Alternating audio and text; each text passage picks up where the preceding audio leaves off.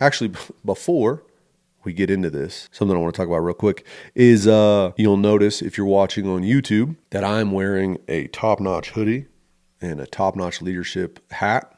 Just got the new swag in, and so I'm pretty excited. We're just kind of getting more grounded in what we're doing, how we're doing it.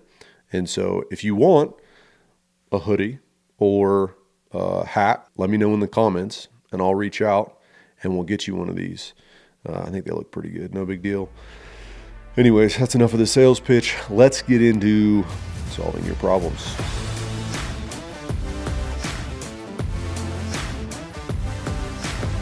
All right, today's episode is all about time management and task management. We're going to talk about a lot of the pitfalls that leaders run into, and then we're going to talk about some tools to fix those things so you can prevent issues that you're running into in the future. Okay?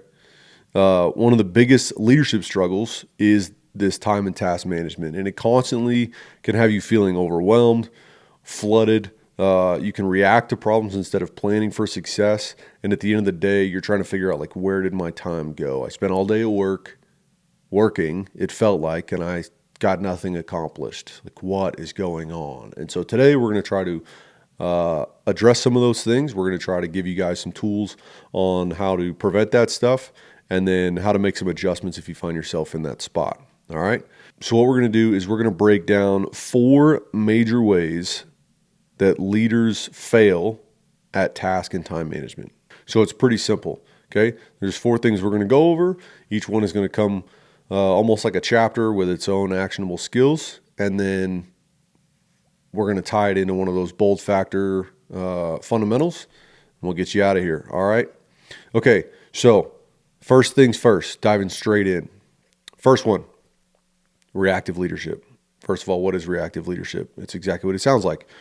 Instead of you going into a problem, understanding the potential for that problem and understanding what that might do to affect your team negatively, and then already having a big chunk or the entire solution kind of in place, ready to just like call the play, pull the card, you kind of just take things as they come, and then you're stuck hoping you make the best decisions. Okay.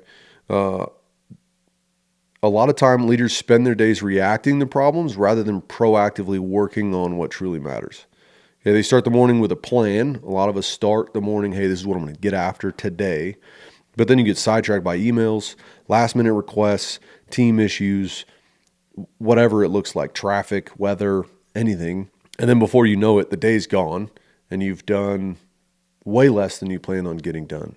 And then that affects your day-to-day stuff, but it also affects your progress towards those bigger goals. And so why does it happen? The biggest thing is you don't have a clear priority system. Okay, we talk about having priorities. Priorities you have to have. You have to have priorities, or tasks are just tasks, right? Imagine doing a puzzle, except that puzzle is your life, and there's no system to putting the puzzle together, right? No. When we're doing a puzzle, you don't want there to be like a deliberate system, because then you would just find the number 1 and you would place it in the number 1 spot and then find the number 2, so on and so forth. And that would be way less entertaining and stimulating. At work, that's not what we want. We want the 1 to go into the 1 spot and then the 2 to go into the 2 spot. We want it very simple and defined so that we can attack things in a systematic way that we know we're getting after our high value and our high yielding tasks first, and the ones that are most important based off of urgency, based off of importance, things like that. And we'll get into some of that stuff. But you have to have a priority system, okay?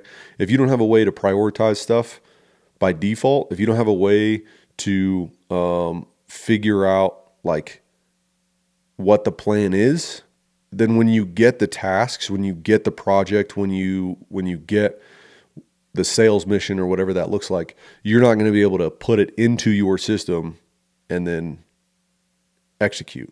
Okay. So you got to have a priority system.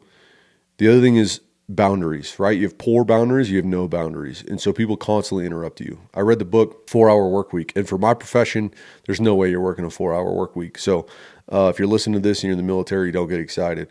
But for those of us that want to take as much as we can from this type of content, there's a lot of good things in that book, The 4 Hour Work Week, that talk about how you can set better boundaries. For example, I'm only going to check my email at 08 or 8 o'clock in the morning and at 3 o'clock in the afternoon.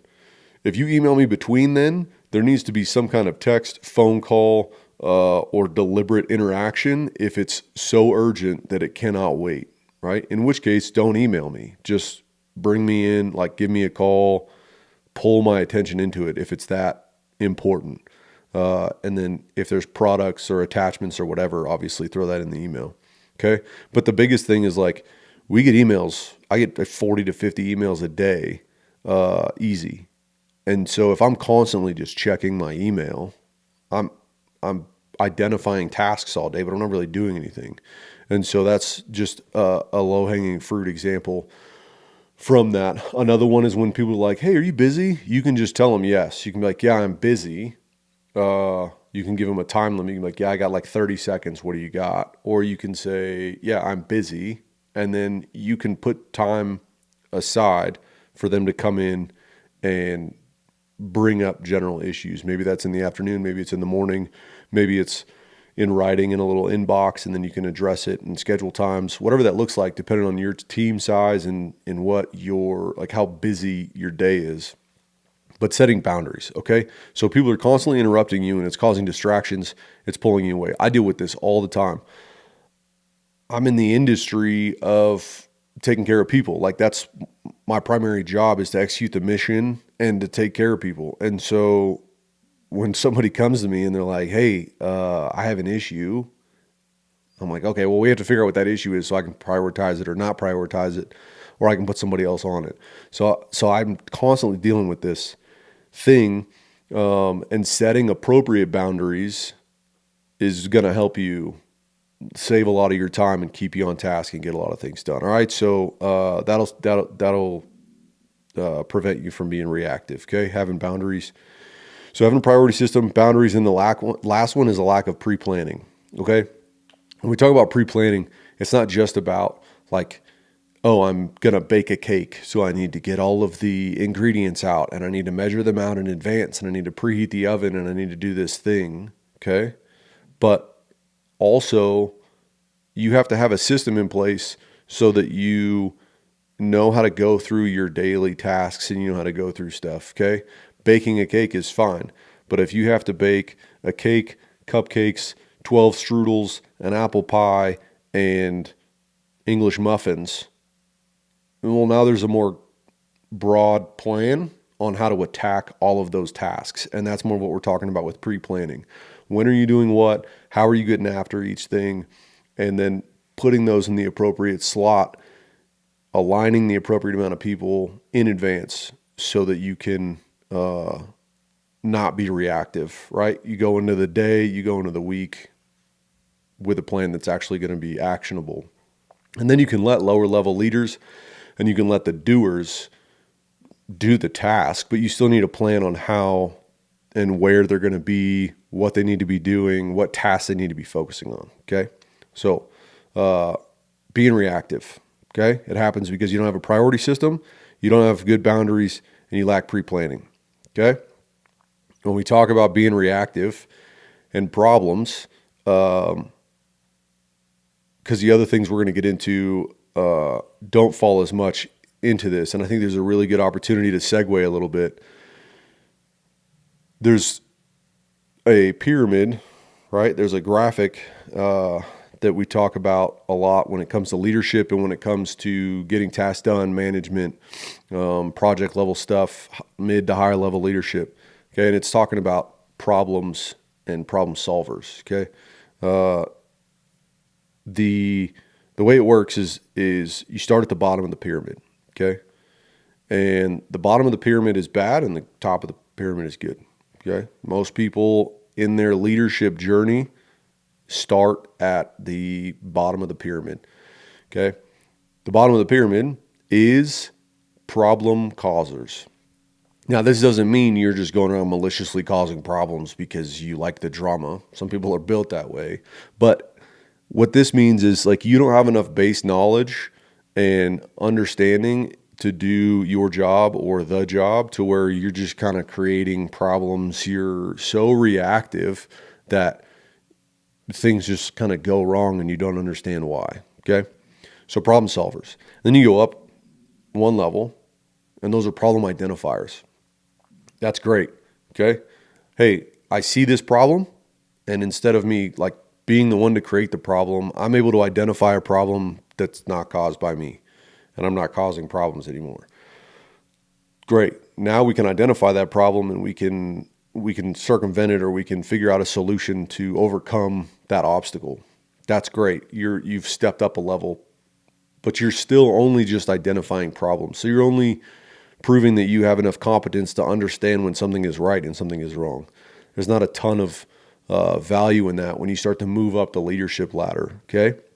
The next rung, and this is where a lot of people hang out, okay? This is where, not even a lot of people, I would say this is where most good and even really good leaders hang out, is you are a problem solver, okay?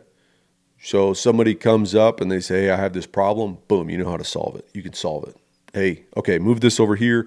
Hey, go ahead and shift over to this project for the day because so-and-so didn't show up, and then I'm going to take this and I'm going to send an email and it's going to adjust our deadline by 48 hours and that's going to help you get back on track. Boom, problem solved. And then you move on with your day. Great. You do that. You're able to keep the machine running. You're able to keep the effectiveness and the efficiency without any crazy drawbacks when we run into obstacles. Outstanding. You are a problem solver. And there's nothing wrong with being a problem solver. You are already adding value to the business by doing that. So don't beat yourself up if, as you reflect, you're kind of looking at yourself and you're like, okay, I'm a problem solver. Again, probably 90 to 95% of managers, leaders at mid to even upper level management are at this problem solver stage. Okay. And some of these problems get super complex. And so it feels like you're having more of an impact, and you are, but you're still at that problem solver stage, right? The tip of the Illuminati phase, right? With a little all-seeing eye, that top tier of the pyramid is a problem preventer. And the problem preventer can see into the future. The problem preventer can set up systems. They can set up procedures, but also they can kind of read the writing on the wall, if you will. Okay. They understand, hey, I've got this thing and I think this is going to have second and third order of effects that are going to cause this problem in a week, in a month, at our next meeting, whatever that looks like, and then start to put pieces in place to prevent that problem before it ever even happens. So that's like the top tier. If you can get to that point when it comes to your problem solving pyramid, right, where you can prevent problems, like you've made it. Okay, you've done it. And my challenge to you guys with that specific kind of side conversation about the pyramid of problem solvers is wherever you're at, try to identify where you're at in that pyramid, and then obviously try to work towards the next level. But also understand that like this is not a constant spot that you're at in your journey.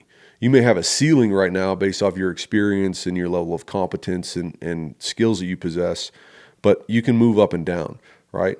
I try to be a problem preventer, and I think I do a pretty good job a lot of the time of preventing problems, but there's times when I'm a problem solver and I've kind of like, whoop, oh, that situation got me. I didn't see that problem coming. Let's solve it, right? There's sometimes when I'm like, hey, I'm a problem identifier. In my mind, I'm like, man, I really screwed up. I just was able to identify this problem. I don't really have a solution for it. I need help. So yeah, figuring that stuff out, right? Assessing where you're at in this problem solving pyramid and trying to get to that top tier and that top level of the pyramid is going to be huge. Okay. So there's a little free chicken for you. Kind of, again, a segue, a little bit of a rabbit hole, but it deals directly with reactive leadership and trying to get away from reactive leadership. And I'll tell you, that's not even the fix for today. So now we're going to get into the fix on how to prevent and how to fix reactive leadership. All right. So the first one, we're going to tackle these things straight up kind of in order. Okay. The first one is to set up non-negotiable focus time. All right. You want to block out time each day, even if it's 30 minutes, an hour, whatever that looks like. Maybe it's 4 hours, maybe it's 15 minutes even. Okay. But you want to block off time to do deep work. Okay. Now, if you don't know what deep work is, it's essentially hyper-focused on one thing. Okay. And then you want to turn off notifications. You want to let your team know that you're unavailable. You want to shut your office door.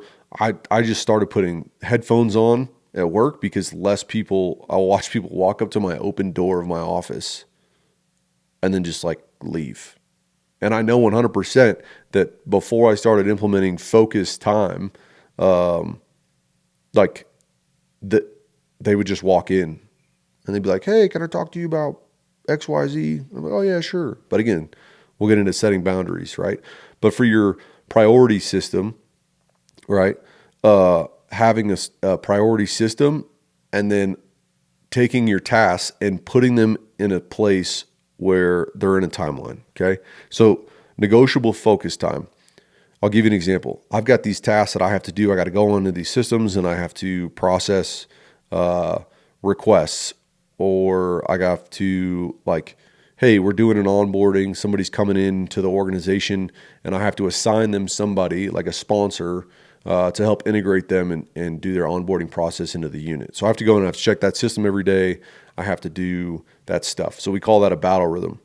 You want to set up a battle rhythm, and in that battle rhythm, you have by day and then by week, tasks get done at a certain time every day or once a week or once a month or whatever that looks like, so that you can have a designated point of effort.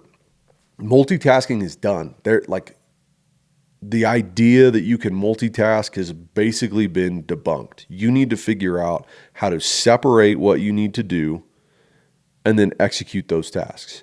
Well, what happens when you work in a dynamic environment and you have to do X, Y, Z? Sometimes the world doesn't enable you to not multitask. But when you want to talk about defining areas where you can be more effective and more efficient, you got to block off more time where you can focus on a specific event and you can tackle them one thing at a time and you can just move down your task list. Okay. So non-negotiable focus time. The other thing you can do is you can create what's called a crisis filter. Okay.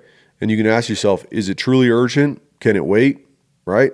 Train your team and then train yourself to identify like priority levels. And it might sound simple, but just thinking to yourself, like, is this a medium, high, low problem set for me to solve right now? And we'll get into a little bit about prioritization of stuff, but like you have to be able to do that stuff. Okay.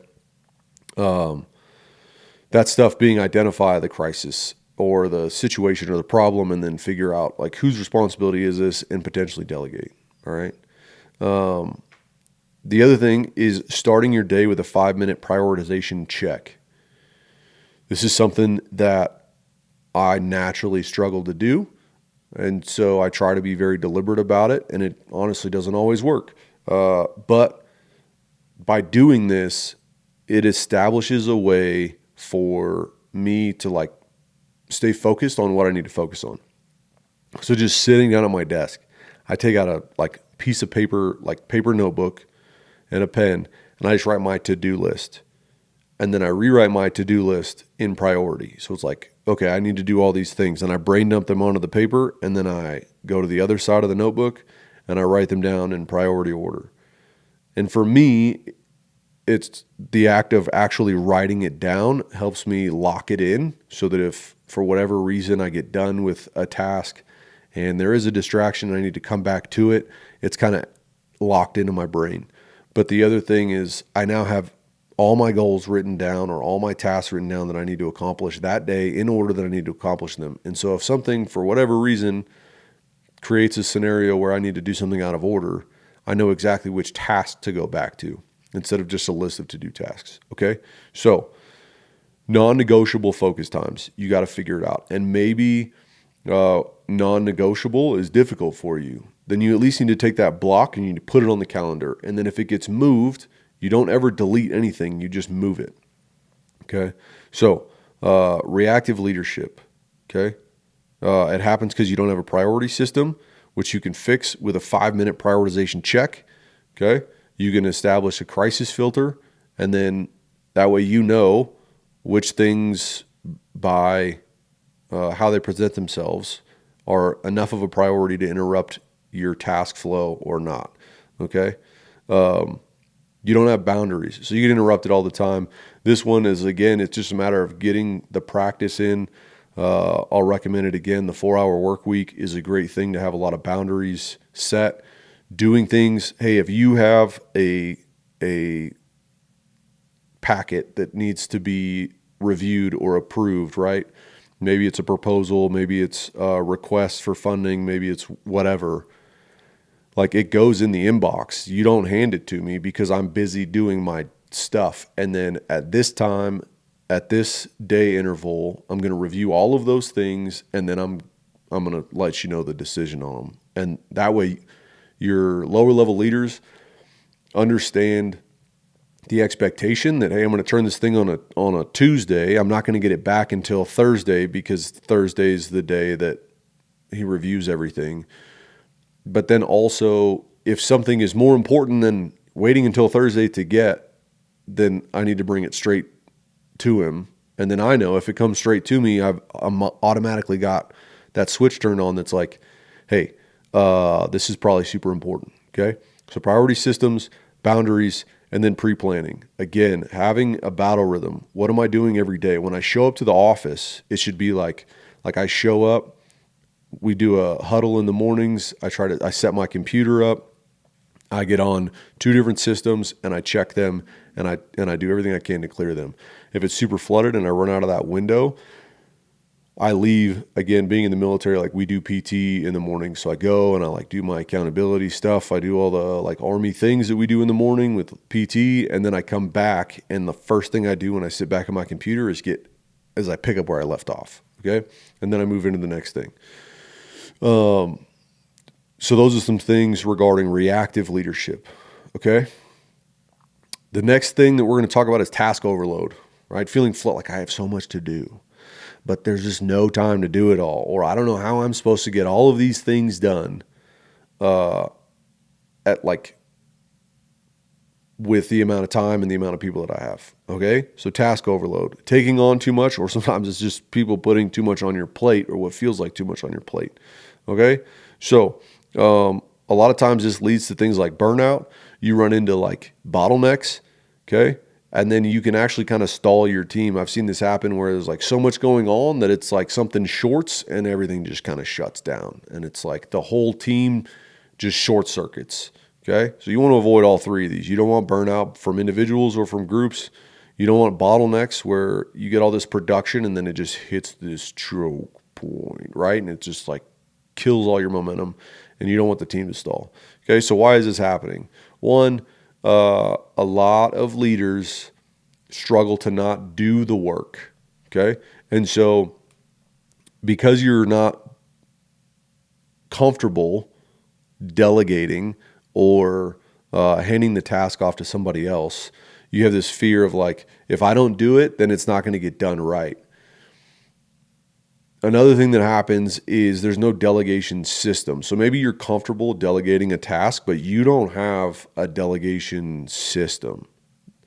I'm going to be honest with you. This could be a 3-hour episode because there's so many things I could go into.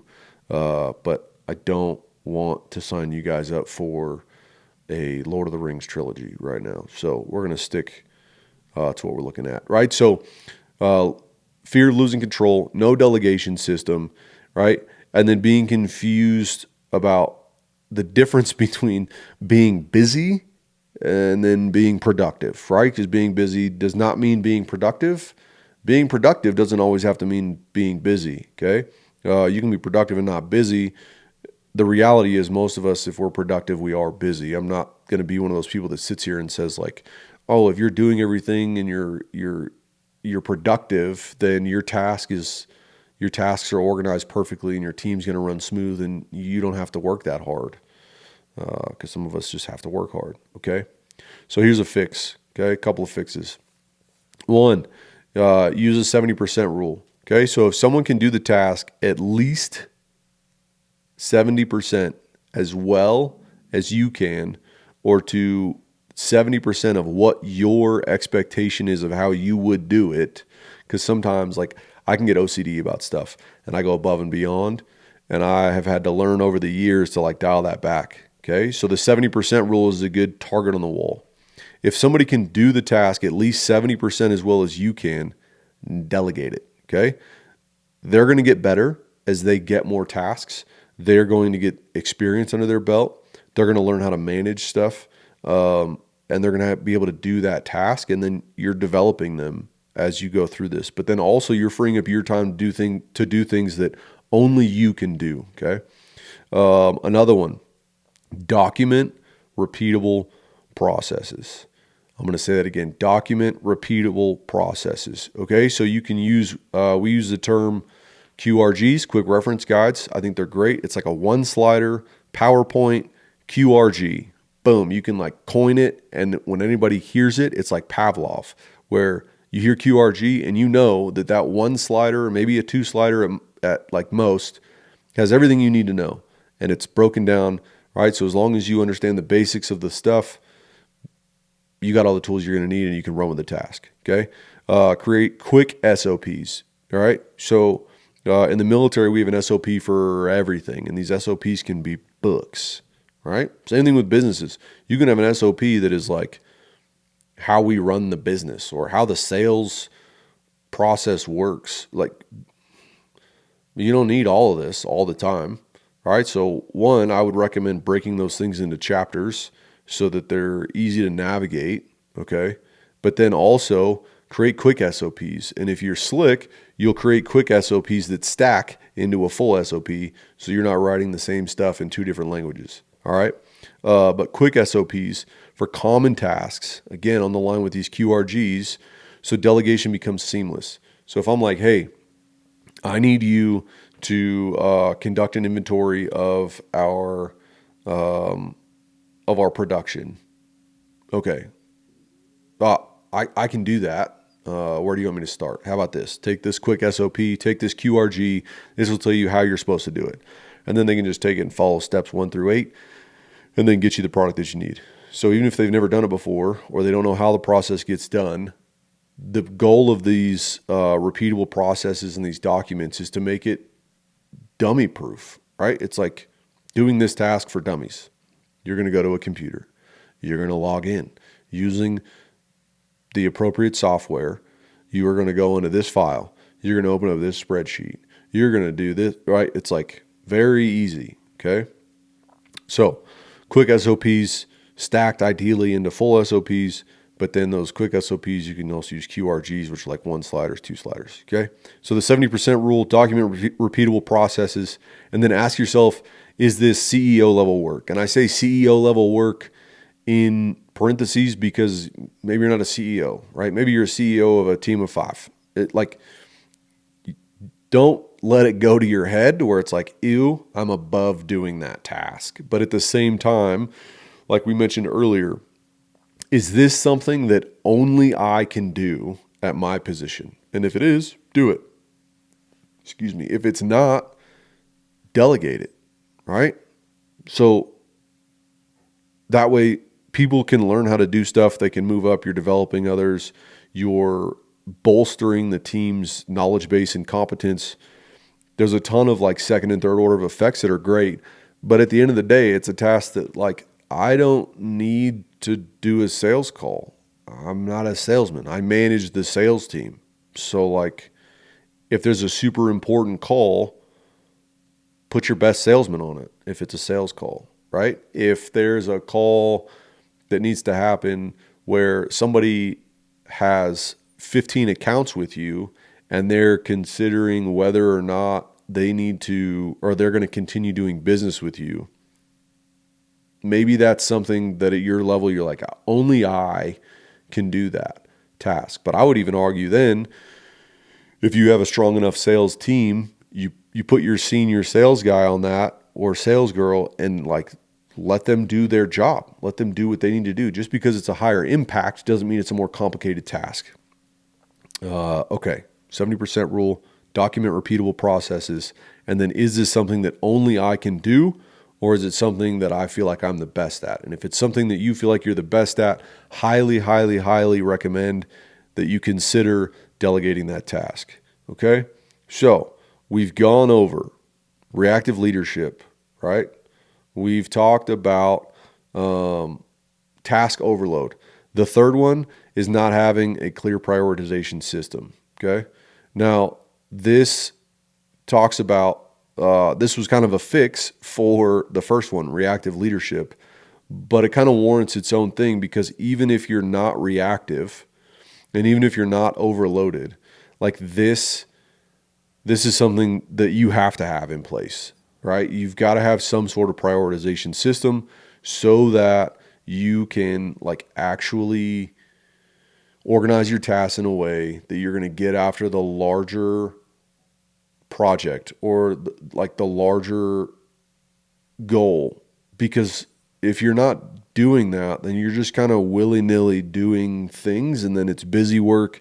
You're not really accomplishing much and you run the risk of missing deadlines. You run the risk of having like panic performance where like you're burning the candle at both ends trying to close the gap because you overlooked something or whatever that looks like. Okay. So this one's huge. All right. This one honestly is number 3, but it's probably the most important. Okay. So here's the problem. You confuse urgency, it needs to be done now, with importance. This has a large effect if it doesn't get done. Okay. Urgency and importance. You're spending time on low value tasks because of a multitude of reasons, but you're focusing too much on the wrong tasks at the wrong time, and you're not focused on identifying the tasks that are going to move the needle from not complete to complete on whatever the larger, bigger picture stuff is. Okay? And so this creates a cycle of feeling busy, like we talked about earlier, and not making any real progress. You notice how a lot of these things are kind of like coming together over time. All right. So, why does this happen? Right? Why do people not have a clear prioritization system? They lack clarity on the big picture goals. Okay. So maybe you've got daily tasks, you've got things that are going on in the background, but they don't really feed in, or you don't really understand how they feed in to these larger picture, like big ticket items that you have to get after. Okay. Another one is you get caught up in the quick wins. So you're like, man, I'm just going to do this thing. And then that task is done. And then like, oh, here's another thing. I'm just going to stop what I'm doing because this is a long drawn out task. It's going to take me hours and multiple people and whatever to get done. I'm going to just get this thing done real quick because then that's off my to-do list and I can get back to focusing on the big ticket item. The problem with that is like, you're just continually not focusing on the big ticket item so that you can focus on the big ticket item. So it's counterintuitive, but either front load or back haul those smaller level tasks, or even better, just delegate them. Okay. And then there's no method to task, like sorting tasks. So again, we talked about like, you might be good at identifying, okay, this is important, right? And then you can be like, this isn't that important. I'm gonna shove that to the side. I'll do that tomorrow. I'll do it before I leave, whatever. But you need to have an efficient way to identify those tasks. And the more you do any of these things, you can almost do it off the top of your head because you get reps in, right? A lot of people, you've heard the term potentially slow is smooth, smooth is fast. And so the idea is you do it slow and deliberate. And then over time, you do it so slow and so deliberate that it gets smoother and smoother and easier, right? And so now you're doing the tasks slow and deliberate, but it's like easy. And then you're like, the only thing left to do is to do it to this same level of execution, but faster. And then boom, boom, boom, boom, boom, boom, boom. Now you can just like do stuff almost without thinking about it. Okay. So the key is to sort these tasks effectively so that you can make decisions efficiently and focus on the right tasks at the right time. Okay. So the fix. This is a tool that I love. My brain kind of operates this way naturally. So I really like it. Depending on what type of environment you are in, this might be good to put on a board and like prioritize tasks for the team. It's a good way to compartmentalize and prioritize tasks for yourself. But it's very important that all these things are deliberate, right? And so what I like to use is the Eisenhower matrix. So you can Google this. It's a box and it's cut into quadrants, and then each quadrant is a type of task. Okay, so along the top of the box on the left-hand side, you've got urgent. Okay, then you have not urgent, and then along like the y-axis, along the left side, on the top you have important, and then on the bottom you have not important. So it's that easy. It's either urgent or it's not urgent, and it's either important or it's not important. Okay. If you want to get cute, you could break this into thirds and be like urgent, kind of urgent, not urgent, right? You can get as sophisticated as you want. The concept is still the same. Okay. So this is how this works. If it's in the top left quadrant, it's urgent and it's important, right? So what does that mean? First of all, let's define urgent and important. Okay, so urgent means like this has to get done now, and not necessarily, oh, I would like to get this done now because it's convenient, but like this task has to get done now. For example, hey, I need you to call Mr. Smith and I need you to get his credit card information and make sure that like his account is closed out and his balance is covered, because we're trying to fulfill his order. And because we're having issues with our distributor right now, if he doesn't close right now, we don't fulfill this order, it's going to be a backlog of about 3 weeks before his order gets fulfilled. And I know that's going to affect his business. So I need you to call him right now and do this thing. Okay, that's urgent, because if it doesn't happen now, there's going to be negative effects that are pretty impactful. Okay, urgent versus not urgent. If it's not that, then it's not urgent. Pretty easy, right? And then important. Important, so that like the Mr. Smith task, again, is like it's urgent, but it's also important because of those second, third order effects. So maybe there's a thing that's like, hey, we just found out that we have to move buildings, right? Or our lease is up. They're not going to renew our lease. And so what I'm going to do is I'm going to pull you out from where you're at. And then I'm going to take this opportunity. I'm going to put you on a project to get us to a new location. Our lease ends in 8 months. And so I've got a list of people that I need you to call, and I need you to basically set up a walkthrough for yourself to figure out if these new locations are gonna work for us to move to, right? Whether that's financially, space-wise, whatever. Okay. Now that's important because the building, like the employees need somewhere to work at. Okay. The company has to be somewhere. It's super important. If your lease lapses and you've nowhere to go, big problems. But it's not urgent. You've got 8 months, right? Maybe you don't have 8 months to do the task, but the point is it's not something that has to be done right now. Okay. So you have important, you have urgent. It's pretty easy. Okay. If it's urgent and it's important, it's in that top left quadrant. This is what you do now. Okay. It's urgent and it's important. You do it now. Okay. If it's important, but it's not urgent, i.e. the top right, if it's in the top right quadrant, this is stuff that you're going to do because it's very important, right? But you're going to schedule it later. Now, here's the key. A lot of people, they'll put tasks mentally or actually like on a spreadsheet or whatever. They will put these in the task, in the not urgent but important box. But they don't actually schedule when to do the tasks. This is like way overlooked a lot, and it's going to give you huge dividends, right? You get a task. Don't just put it in the schedule box. You have to schedule it.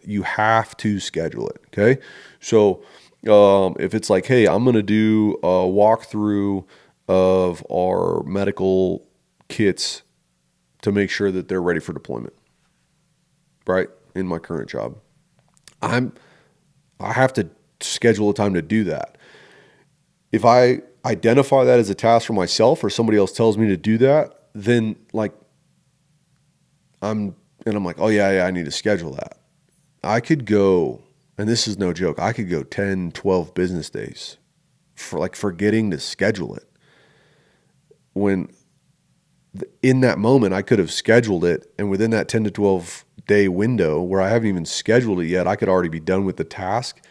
And I could have missed opportunities where my lower level leaders and my team, it would have been more advantageous for them to do it during that period than later. And so scheduling it doesn't mean you have to schedule it for right away. You might schedule something for 6 weeks out, but you have to schedule it. If you don't physically schedule these things that are important but not urgent, like you're just wasting time, you're wasting energy, and this is why you end up being reactive, because it's like, oh yeah, I had to do that thing, and now all of a sudden it's urgent, and it gets piled into this box that it's not supposed to be in. And now all the tasks that are urgent, like, just take up more of your bandwidth, or you have less bandwidth to apply to the things that are urgent and important. Okay, so we got urgent and important. You do these things. Important and not urgent, the top right, you schedule these things now to do them later. Okay, if they're not important but they are urgent, okay, not important doesn't mean nobody cares if you do that, right? We're not talking about like, hey, I need you to go to the vending machine and get a Snickers right now. Like, that's not what we mean by not important. Not important means like I'm the one that has to do it. Means it's important, right? Only I can do this task. It's important. Okay. So if it's urgent, needs to be done now, but it's not important, somebody else can do this task, you delegate. Okay. So delegate is the bottom left. You find somebody that can do this task. And then we can go back later, or we can go back to earlier in the episode where we talked about if somebody can complete the task to 70% of what your internal standard is, which should include the actual standard for the task, find them, delegate them. Somebody has the time and the bandwidth to do this thing now that needs to be done now, but it's not something that only you can do. And so you need to focus on things that are urgent and important. Okay. Or things that you've scheduled that are important, i.e. only you can do them. All right. And that might mean task organizing. That might mean taking something that's less important to them off of their plate, or dictating that they delegate something else so that you can delegate this task to them. All right. Now, there's a lot of nuance between the actual tasks and things. The goal is to put these into boxes so you know what to action. And then you make those leadership decisions on the fly based off of your experience, based off of your expertise, right? And your confidence level and their ability to do stuff. I'm going to do a whole episode on delegating because that's going to be, I think, helpful. But I digress. All right, so we have 3 boxes knocked out: urgent and important, important and not urgent, urgent and not important. Now, what if it's neither? What if it's not important and it's not urgent? All right. The Eisenhower matrix says eliminate the task. So I would say be ruthless with this. And if you can eliminate the task, eliminate the task. Okay. Now, if you're told to do something and it's not urgent, but it's not important, you're not always going to be able to just eliminate the task. Okay. You might still have to do what your boss tells you to do. And so what do? This is where it could be confusing if we're not specific about it, right? There is a difference between delegating a task and handing a task completely down to a lower level, if that makes sense. Or maybe it's a peer, maybe it's somebody else, right? But you're eliminating the task off of your docket, okay? So if we go back a step to delegate, when I delegate, I should still be giving those 3 things we talked about earlier, right? I should be giving them an end state, an end date, and hard gates. I give them those 3, and then I let them go do their thing, right? Hey, go do the task. But then there should be check-ins, like, hey, are we on track? Everything good? And it's basically like, yeah, we're on track, or hey, I need these resources, or this is how the timelines are being affected. And then you can adjust your guidance and your instructions a little bit, and then they go do the thing, but you're not physically doing the thing. That's delegating, right? You still are providing some oversight and have some visibility on the task, you're just not doing the task. And there's different levels of delegation, right? But that's what delegating is. When you're eliminating a task, you're saying like, go do this thing, and then you're not worried about it anymore. Like, one, you want to assign it to somebody if you're going to assign it to somebody where you have enough trust that they're gonna do it. But again, it's not important and it's not urgent. So it shouldn't be a priority for you because it's not a priority based off of the system that you've set in place to determine that. Okay.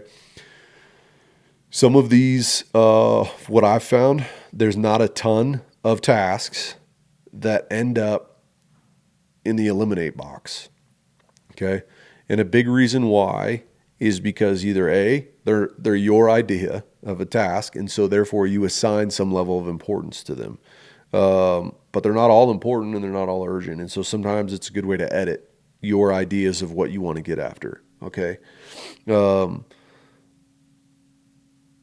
other thing is there's a ton that will go into the delegate, but then it's like, how do we manage the delegation tasks? So again,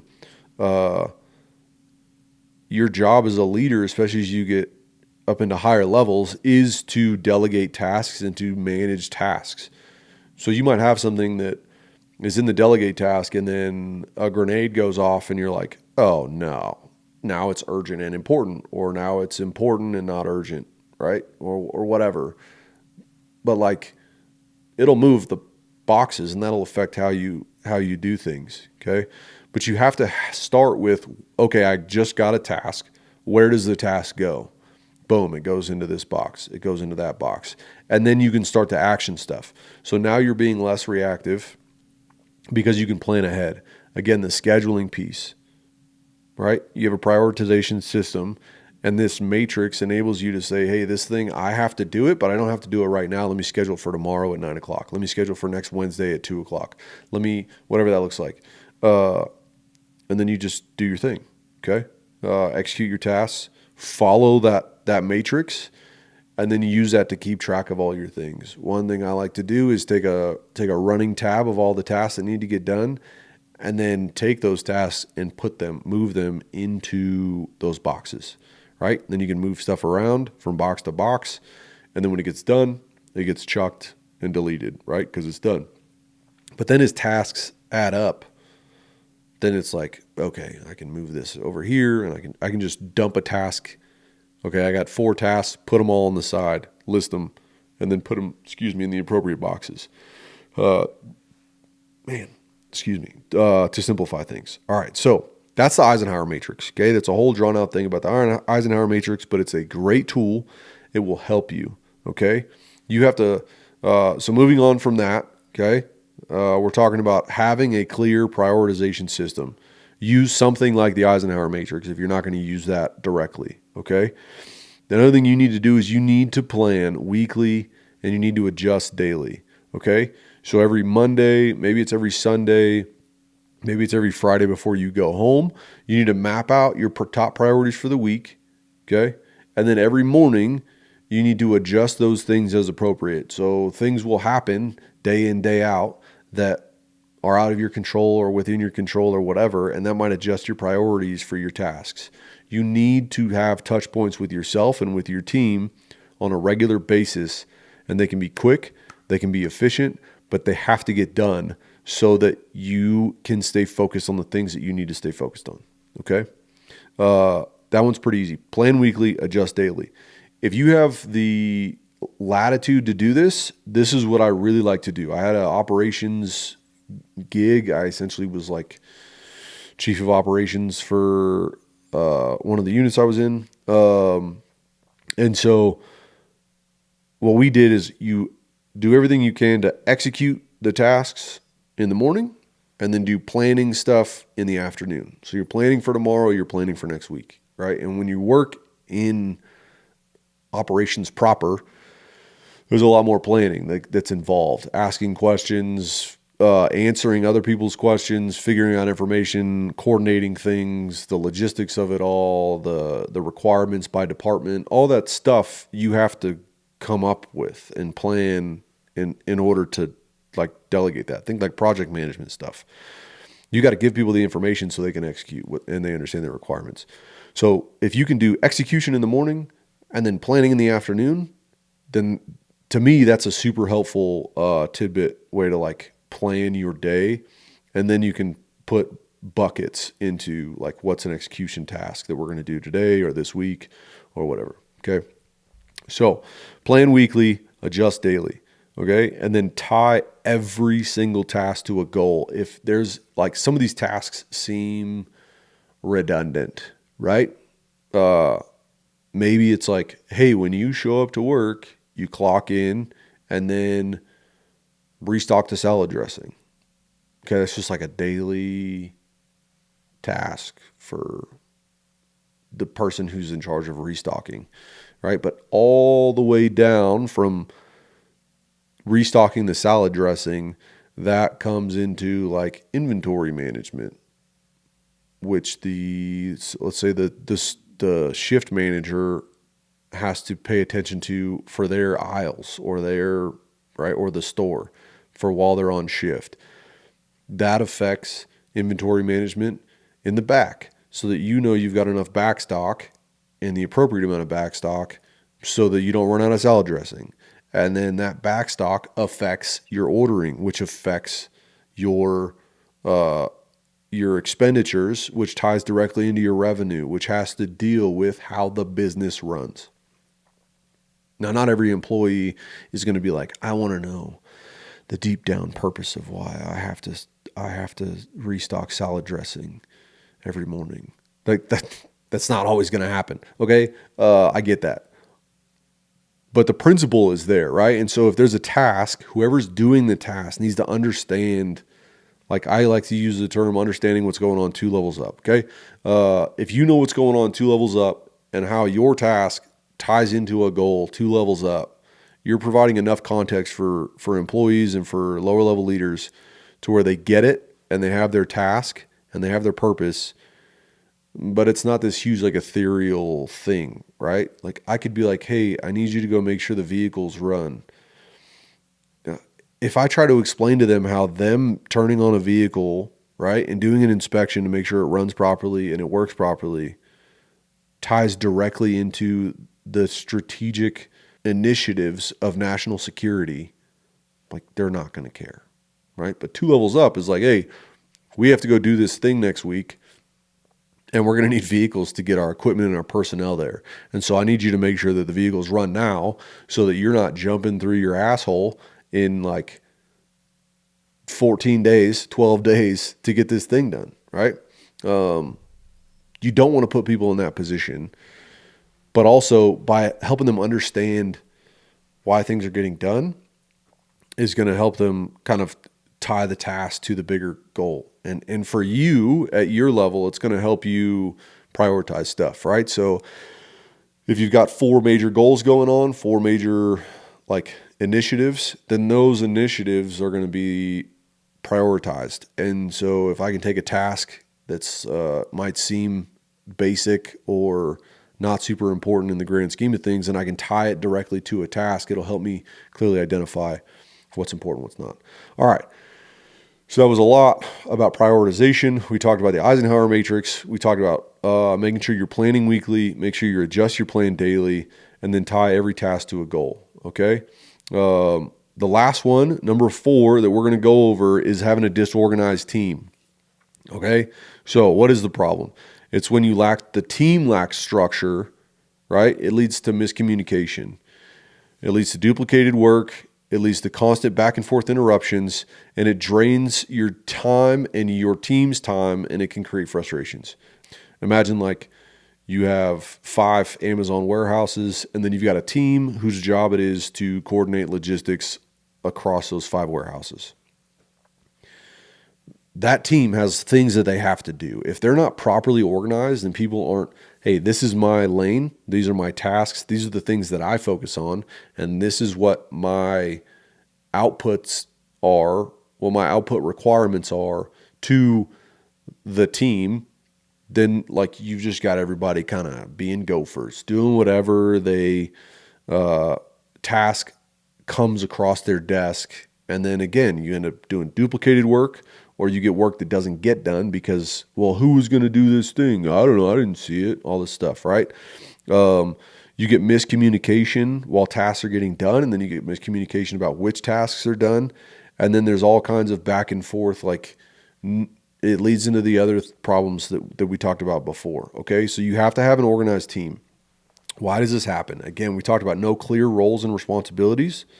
There's no communication systems, right? And maybe that's like, hey, we use Discord or we use Slack or we use whatever like interface to communicate, but there needs to be a way, again, like what are the inputs for me to do my job, and then what are the required outputs so that I can communicate those. And then leaders don't empower their team. So like when you have a team like this, especially in the example that we're using, if you have a disorganized team and you haven't taken the time to establish an appropriate hierarchy, but then also a task organization to where people can just go do their job, especially when you talk about like mid-level managers. If you are leading mid-level leaders, like they want to be set free. You know what I mean? Like they don't want to be micromanaged. They don't want to be told exactly what to do, when to do it. They don't want to report every 20 minutes. They want to be given a task. They want to go do the task. They want to provide the outputs. And they want to move on to the next thing. It's empowering. It gives them a sense of purpose. And you need to provide this. Okay, so how do you provide this organization so that your team can thrive? You got to define clear ownership. All right, so every single task, every project at every level needs to have an accountable owner, a person, right? So you need to look them in the eye, and whether it's like, hey, your team has to do X, and so you are the guy because you're the team lead, or, hey, I've got 5 people, I've got 5 tasks. You owe me task 1, you owe me task 2 and 3, you 2 owe me task 4, and you owe me task 5, right? And then within task 4, and I'm going to split it into 2, you owe me these do outs and you have these do outs for me, right? So that everybody has an actual like output, and there's a rose pinned on everybody for every task, okay? Not everybody on the team needs to have a do out at all times, but every task needs to have an identified accountable owner, right? And what that does is, and I would put that in a public location. I get like a whiteboard, or you want to get fancy with like a TV and a slideshow, or you want to do all kinds of arts and crafts stuff, whatever you want to do. But I would be like, hey, this is the task. Boom, this person owns it. This is the task. This person owns it. And that way, especially if you're working in a team where there's a lot of things going on and things have to work in synchronization, it's just public, right? Think of like the New York Stock Exchange, and everything's up on the board, on the TVs and the screens, and like all your stuff is just visible for everybody to have access to the information at the same time. Would recommend. Okay. The other thing, streamline communication. All right. Being in the military, we don't have a ton of tools that we use that are like parallel to some of the things that they use in the civilian world. There's a lot of considerations for that, and there's a lot of, right, just dealing with like the security of information and access to things. It all makes perfect sense, but it kind of hamstrings our ability to leverage some of these tools. You don't have to be hamstringed by these things, okay? So there's tools out there. There's apps and programs like Asana, Slack, and they can keep tasks and manage updates organized so that you just get a notification when a task is done, right? Somebody has an issue, they can send you a color-coded message, and so it's like, boom, I got a message, and it's coded red, like, this is important, I need to read it. Or it's coded yellow, it's like, okay, cool. When I get done with this meeting, I'm going to go ahead and read this message and see what I need to do, okay? Instead of relying on scattered emails, like chats are the worst, okay? So like some organizations are known for just flooding all conversations into chats. Not a fan, all right? I'm actually working right now on implementing One of these tools I kind of went through, again, just talking about the military piece. Like I talked to some authorities, if you will, on making sure I'm not crossing any lines or creating any issues, but trying to see if we can leverage some of these things that we don't naturally leverage in the military, because again, the value of these are huge. I can issue you a task, or I can assign you a task, and then when it's done, you just boop, and it's done. And I get a notification on my phone that says you did the task, and then we don't have to talk about it anymore, right? But if there is an issue, you can put a comment on that task, and then I can immediately have context around a message instead of your message popping up in a chat that has 15, 20 other people in it, and they're all talking about different things. And then I have to, like, it's that multitasking thing we went to. Like, I can micro deep work your comment for 15 seconds, and then I can move on, right? Instead of being like, okay, I got to do this, and this person has this issue, and then my boss wants me to do this, and then, oh no, this date changed on this meeting, and then, oh, we had to push this other thing to the left, so we got to focus on that more, and that's all in one thread. Avoid that if you can, okay? So streamline communication, okay? The other thing is to listen to me here, hold short, effective check-ins. Maybe this is a meeting, maybe it's a huddle, maybe it's a format, right? Like send me a report every so often.